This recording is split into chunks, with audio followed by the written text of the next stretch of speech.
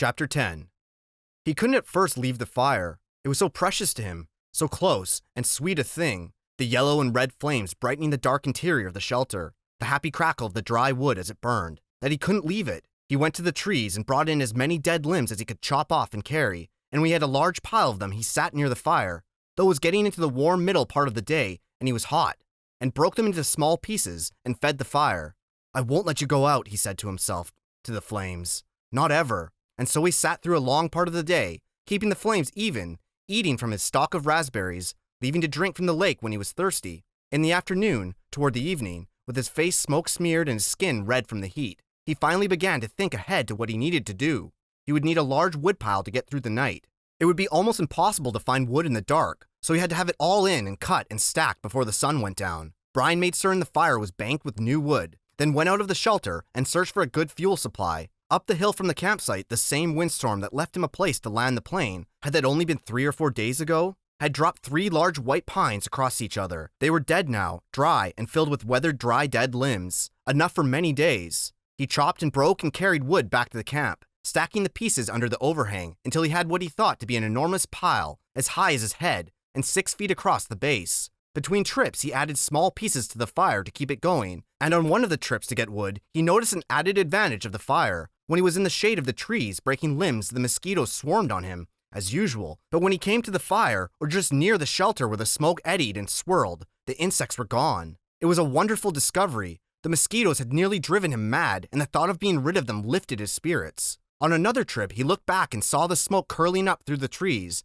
and realized for the first time that he now had the means to make a signal. He could carry a burning stick and build a signal and perhaps attract attention, which meant more wood, and still more wood. There did not seem to be an end to the wood he would need, and spent all of the rest of the afternoon into dusk making wood trips. At dark, he settled in again for the night, next to the fire with a stack of short pieces ready to put on, and he ate the rest of the raspberries. During all the work of the day, his leg had loosened, but it still ached a bit, and he rubbed it and watched the fire and thought for the first time since the crash that he might be getting a handle on things, might be starting to do something other than just sit. He was out of food, but he could look tomorrow, and he could build a signal fire tomorrow and get more wood tomorrow. The fire cut the night coolness and settled him back into sleep, thinking of tomorrow. He slept hard and wasn't sure what awakened him, but his eyes came open, and he stared into the darkness. The fire had burned down and looked out, but he stirred with a piece of wood and found a bed of coal still glowing hot and red. With small pieces of wood and carefully blowing, he soon had a blaze going again.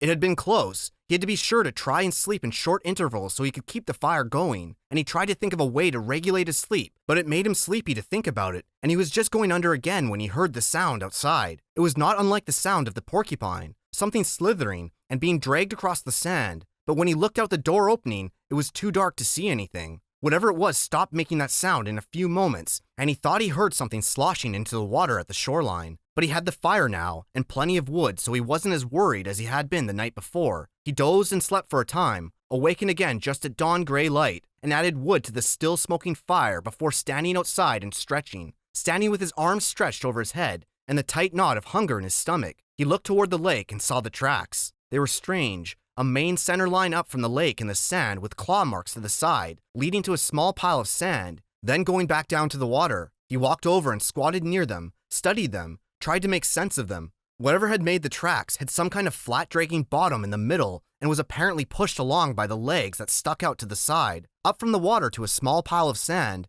then back down into the water. Some animal, some kind of water animal that came up into the sand to do what? To do something with the sand, to play and make a pile in the sand? He smiled. City boy, he thought. Oh, you city boy with your city ways. He made a mirror in his mind, a mirror of himself, and saw how he must look. City boy with your city ways, sitting in the sand, trying to read the tracks and not knowing, not understanding. Why would anything wild come up from the water to play in the sand? Not that way. Animals weren't that way. They didn't waste time that way. It had come up from the water for a reason, a good reason, and he must try to understand the reason. He must change to fully understand the reason himself, or he wouldn't make it. He had come up from the water for a reason, and the reason, he thought, squatting, the reason had to do with the pile of sand. He brushed the top off gently with his hand, but found only damp sand. Still, there must be a reason, and he carefully kept scraping and digging, until about 4 inches down, he suddenly came into a small chamber in the cool, damp sand, and there lay eggs, many eggs, almost perfectly round eggs the size of table tennis balls. And he laughed then because he knew. It had been a turtle. He had seen a show on television about sea turtles that came up onto beaches and laid their eggs in the sand. There must be freshwater lake turtles that did the same. Maybe snapping turtles. He had heard of snapping turtles. They became fairly large, he thought. It must have been a snapper that came up in the night when he heard the noise that awakened him. She must have come then and laid the eggs. Food. More than eggs. More than knowledge. More than anything, this was food. His stomach tightened and rolled and made a noise as he looked at the eggs, as if his stomach belonged to somebody else, or had seen the eggs with his own eyes and was demanding food. The hunger, always there, had been somewhat controlled and dormant when there was nothing to eat, but with the eggs came the scream to eat. His whole body craved food with such intensity that it quickened his breath. He reached into the nest and pulled the eggs out one at a time. There were 17 of them, each as round as a ball and white.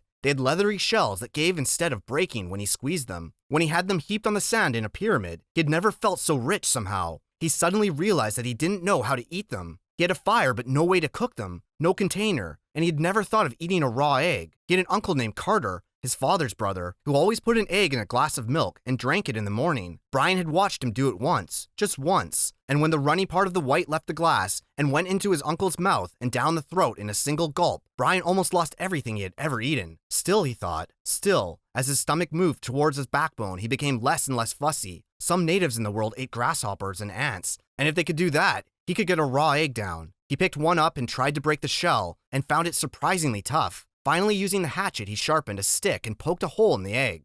He widened the hole with his finger and looked inside. Just an egg.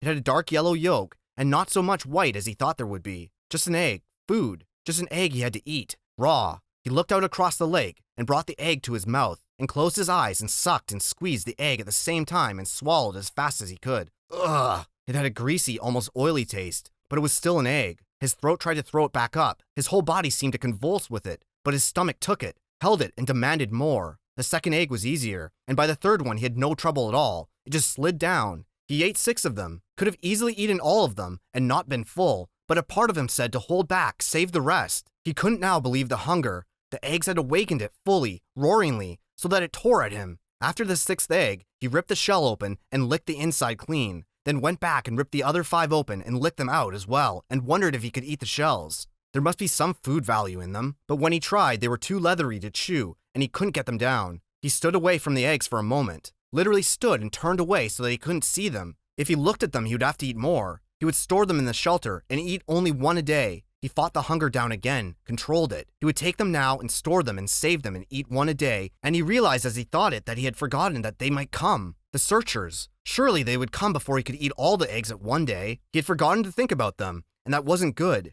He had to keep thinking of them because if he forgot them and didn't think of them, they might forget about him. And he had to keep hoping. He had to keep hoping.